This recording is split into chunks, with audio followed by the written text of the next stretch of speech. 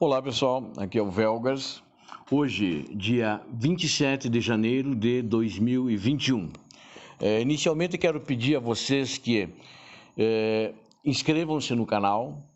Tenho certeza que vocês vão gostar da matéria, deem um like, façam seus comentários, é muito importante esse vídeo que fala sobre os crimes cometidos pela Rússia na Ucrânia, crimes contra a humanidade, e que divulguem ao máximo, porque isso aí o mundo, as pessoas precisam saber o que de fato se passa, mesmo aquelas pessoas que têm uma simpatia, sentem-se seduzidas pelo Putin e pela Rússia, o que de fato acontece na Ucrânia, na região de Donbass, e aconteceu na Crimeia. Eu vou focar hoje mais especificamente a região de Donbass, né? Na realidade, foi feito um levantamento por jornalistas, né? Inclusive uma deputada polonesa, né? Sobre esses crimes acontecidos. Vocês vão ver aqui nessa primeira foto aqui, essa pessoa em primeiro plano que aparece de frente, chama-se Alexander Zahartko, foi o primeiro presidente dessa República de Donetsk. E tem também um outro presidente na República de Luhansk, e que já nesse período começaram as torturas, mas essas torturas eram conhecimento dos russos, porque eles são fantoches dos russos, das tropas russas que estão lá. Ucranianos ali são a minoria, o resto são russos, né? E essas torturas eram feitas com o consentimento e mesmo a participação do chamado GRU, que é a inteligência militar russa. E isso é muito importante destacar. Eu quero que vocês prestem atenção que houve muitas, inclusive estupros, mulheres sendo estupradas. Os jornalistas foram ouvir, esse jornalista polonês e essa deputada polonesa, eu vou deixar o link de todas essas matérias abaixo. Eles foram ouvir uma moça que na época tinha 22 anos e ela foi estuprada pelos russos e chechenos, né, que estavam no mesmo batalhão, lutavam lado a lado. Eles são mistos, vêm pessoas de outras repúblicas, mas que de fato eram tropas russas que ocupavam. Hoje ela está num sanatório, num hospício na Ucrânia, e os médicos não sabem se ela vai de fato se recuperar, se ela um dia vai sair do hospício, que ela perdeu a sua alma praticamente, ela perdeu toda a sua identidade, ela ficou 2 semanas com esses chechenos e russos sendo estuprada de maneira ininterrupta. Então ela está, toda a mente dela está comprometida. Vocês estão vendo aqui essa foto aqui, essas 3 próximas fotos são do aeroporto de Donetsk. Houve uma luta muito ferrenha ali para os russos conquistarem o aeroporto, eles conquistaram. Houve uma minoria de tropas, menos de 100 homens, menos de 50 homens, estavam defendendo o aeroporto. Muitos morreram e alguns foram aprisionados. Esses que foram aprisionados, eles eram torturados, eles eram deixados nus e era jogar em cima dele a água fervente e depois um ferro esse de passar roupa, de engomar, era colocado no rosto para torturá-los e também era colocado no corpo. Essa era a tortura que era feita pelos russos. E essa tortura, eu não tenho dúvida que é de conhecimento do governo russo, é de conhecimento do Kremlin. Mesmo porque o presidente Putin, ele é ex-KGB, foi coronel da KGB, conhece todos esses métodos, né? E estava envolvido nessas torturas. Médicos russos presenciaram essas torturas a esses militares ucranianos. E quando eram oficiais, principalmente os oficiais antigos, ainda que era do tempo da União Soviética, que foram presos do lado ucraniano, eles eram torturados pelos oficiais da GRU, que eram os oficiais da inteligência militar russa e também do FSB, antiga KGB. Essas são as pessoas que faziam e ainda fazem as torturas, né? Então, coisas muito horríveis foram sem dúvida feitas para aqueles que caíram nas mãos das russas, cujo único crime era defender a própria pátria, né? E essa moça que está aqui chutando uma que está amarrada, ela está amarrada com fios elétricos num poste. E ela ficou 1 ano prisioneira e todos os dias eles levavam ela nesse poste e publicamente, para exemplificar, ela era se viciada, maltratada, batiam nela. Depois ela foi libertada numa troca de prisioneiros e ela hoje finalmente está na Ucrânia com seus parentes. O crime dela era ser ativista pela Ucrânia, não sabia pegar em arma, nada disso, mas foi muito judiada. Esse senhor que vocês estão vendo aqui é um pastor evangélico, melhor, um pastor protestante, né? E que era conhecido na Ucrânia, o nome dele é Alexander Roshenko. E ele era pastor da igreja dele, era a Palavra da Vida. E ele rezava pelo povo que estava sofrendo na guerra e rezava pela Ucrânia. Esse foi o crime dele. Eles prenderam ele, ele ficou muito surpreso porque levaram ele numa prisão, ainda ele aqui, machucado, numa cidade de Makeiv, e nessa cidade de Makeiv ele chegou assim na frente de um prédio e estava escrito NKVD. NKVD é a antiga polícia secreta do Stalin, antes da existência da KGB. E eles lá fizeram lá por um decreto do Stalin de 1941, condenaram ele à morte e torturaram muito ele, mas às vezes que levaram ele, os tiros nunca acertaram ele, acertavam os outros, os tiros sempre de metralhadora sempre passavam por cima da cabeça dele, até ao final que por pressão do pessoal da igreja dele, que ficaram gritando, protestando na frente da igreja, na cidade de Makeiv, lá no leste da Ucrânia, eles acabaram libertando e hoje ele está na Ucrânia fazendo o seu sacerdócio, vamos dizer assim. Ele é pastor, né? Então, e ele mesmo testemunhou que muitos pastores morreram, foram assassinados, muitas pessoas, ali onde ele estava preso tinha buracos e eles jogavam os corpos ali dentro desses buracos, né? De pessoas que hoje estão desaparecidas, a família não sabe se essas pessoas são vivas ou não, então tem muitas pessoas. Era um julgamento sumário, que eles chamavam de troika. A troika é um pessoal que julgava na época do Stalin. Eles usam a mesma nomenclatura em Donetsk e em Luhansk que usavam no tempo de Stalin. Ou seja, muitas pessoas foram mortas e ele acredita que muitas pessoas ainda hoje não deve se falar que foram mortas, foram assassinadas. Na realidade, o que nós estamos vendo hoje não é apenas uma luta, uma guerra país contra país, isso existe, mas na realidade é uma guerra do bem contra o mal, das trevas contra a luz, porque isso que os russos estão fazendo ali, eles não são filhos de Deus. Essas torturas, uma das torturas que um jornalista sofreu, que contou, eles colocavam nas pessoas, nos órgãos genitais dos homens, e um elétrodo e outro no ânus, e as pessoas eram torturadas e sofriam demais com isso. Parentes até hoje não sabem onde é que estão muitos e sempre tem esperanças que haja uma troca de prisioneiros e o filho, o marido, né, o pai possa ser libertado. Eles não têm notícias, muitos não sabem se as pessoas ou sejam combatentes do lado ucraniano, porque na realidade eles não torturaram só combatentes, inclusive pessoas do próprio povo, né, que morava lá, que eles achavam, puxa, tem uma casa bonita, um carro bonito, eles iam lá e pegavam. Né? E para isso torturavam a pessoa, para a pessoa assinar o documento, transferindo para eles, para essas pessoas. Né? Então, eu só peço a Deus que o exército ucraniano, como está aí, continue firme, defendendo a sua pátria e defendendo Deus, né?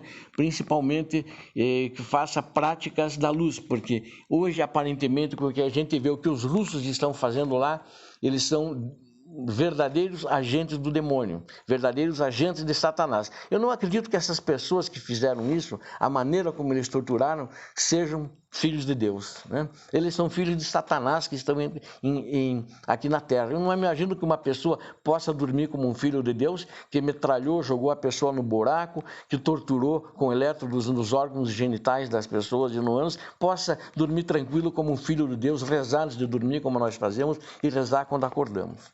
Né? É uma luta do bem contra o mal.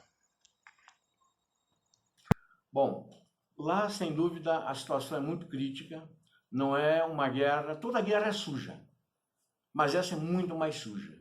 Né?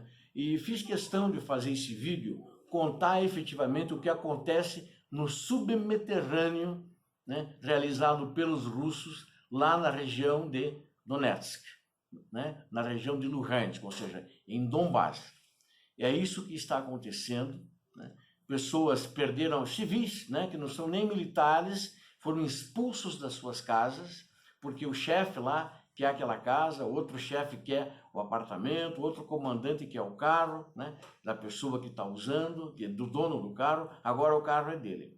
Então lá o processo é esse, né? É um processo de opressão, de violência, de humilhação, das pessoas perderem a sua identidade de tirar-lhes até a alma, como aquela menina de 22 anos que foi estuprada. Quero contar um caso para vocês, tudo isso eu vou deixar ali embaixo da descrição do que eu estou falando para vocês, da descrição do vídeo. Se vocês quiserem confirmar, muitas dessas coisas vão estar ali.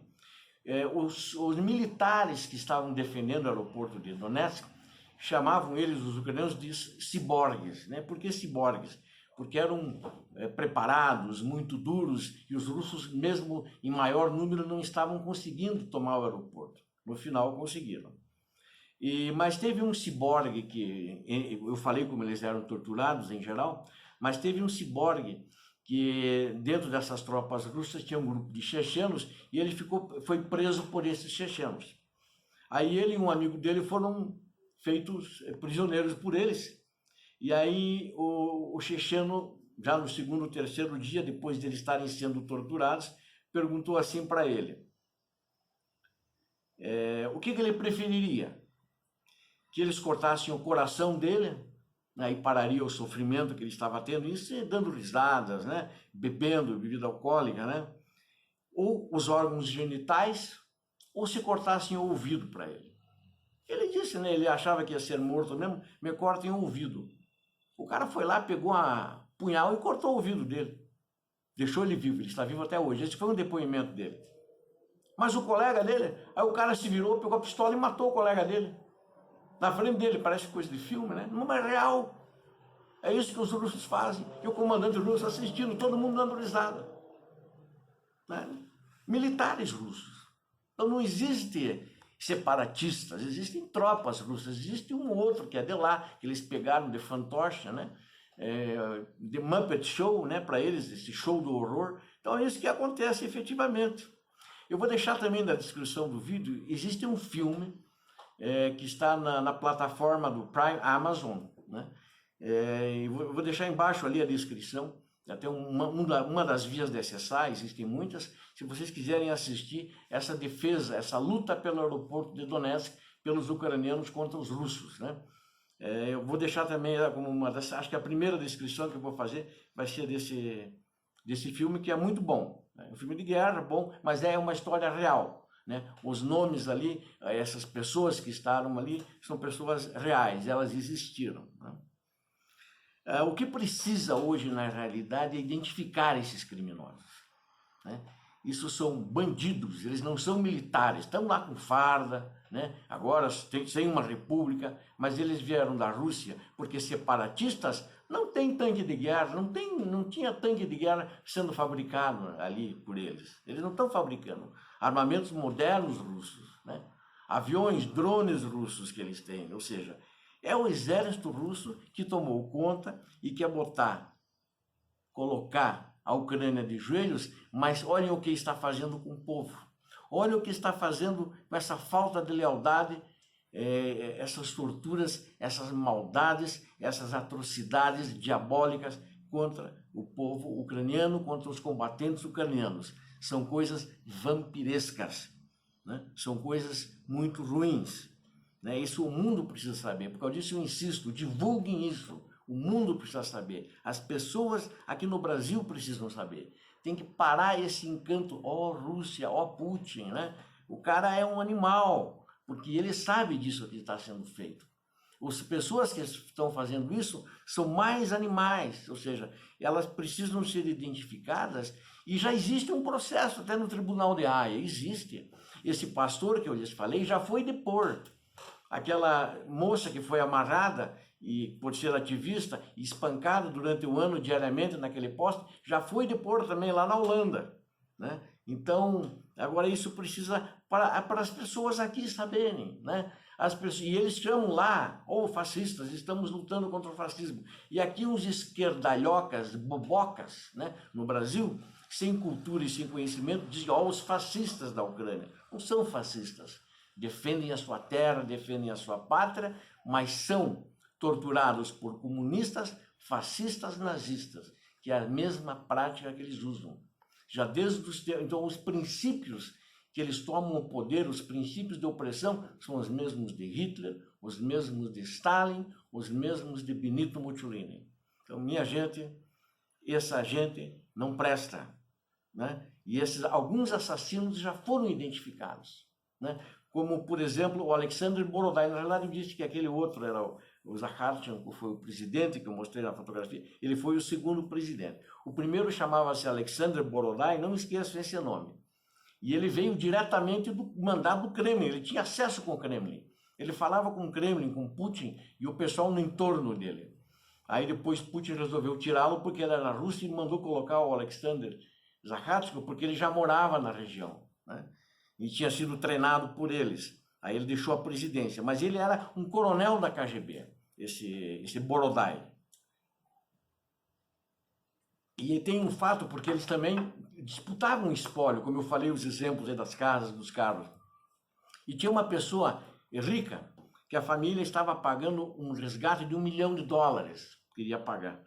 Mas ele foi ver essa pessoa, porque ele se interessou, em vez de mandar o cara para Moscou para ser interrogado, era uma pessoa importante, ele foi lá ver e viu, mas puxa, mas como é que eu vou mandar para a família essa massa de sangue? A pessoa disse que era uma massa de carne e sangue, foi isso que ele falou.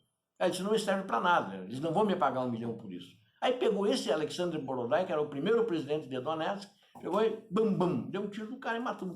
Descarregou uma pistola, segundo. Vocês acompanhem também essa matéria, se tiverem estômago para ler, que são em muitos mais detalhes, né? Então, na realidade, esses russos que estão lá, esses comunistas, são neonazistas, né? São neofascistas, né? E até pela agressividade, e eles, na realidade, existem no grupo deles, e da essa NKVD, quem ali não é da igreja, do patriarcado de Moscou, vai preso e é torturado. Tinham essa prática também, ou seja, se você é evangélico, sei lá, de qualquer linha protestante, você vai preso e vai ser torturado. Como aconteceu com o pastor, isso foi no depoimento do pastor, vocês vão ver aqui também, que eu vou passar esses links para vocês. Ou seja, eles parecem uns jihadistas, mas jihadistas cristãos não fazem isso porque cristãos não têm jihadistas, nunca tivemos, sou cristão, né? Então, a coisa lá, muito feia. Então, ali não tem gente boa, né? E eu fiquei muito surpreso ao ler todo esse material, que tinha médicos russos assistindo essas torturas, né? Então, a situação não é fácil. E membros altos oficiais do GRU. A GRU é a inteligência militar russa. E altos oficiais também do FSB, que é a inteligência da polícia, de espionagem, a antiga KGB. Então, sem dúvida, a situação é muito complicada. Eu quero citar mais um nome aqui do Igor Hirkin, que, engraçado, esse cara nasceu na Ucrânia, mas sempre foi educado na Rússia, entrou desde cedo oficial da KGB, e estava lá como coronel também. E ele é responsável por muitas dessas mortes. Ele era o chefe geral de todo o serviço de inteligência, era o ministro da Defesa e comandava toda a inteligência. Embaixo da sala dele, na cidade de Sloviansk, que eram feitas as torturas e as execuções. E algumas até no andar dele, a sala dele era no segundo andar. Não esqueçam esse nome. Esses nomes têm que ser identificados e têm que ser julgados, né? Pela justiça dos homens, eles têm que ser julgados. E eu tenho certeza que pela justiça divina também serão julgados. Desculpem, eu tomei bastante tempo nesse vídeo, mas é muito importante, isso dói na alma, né, de qualquer bom cristão, de qualquer pessoa que tenha a formação judaico-cristã que nós temos.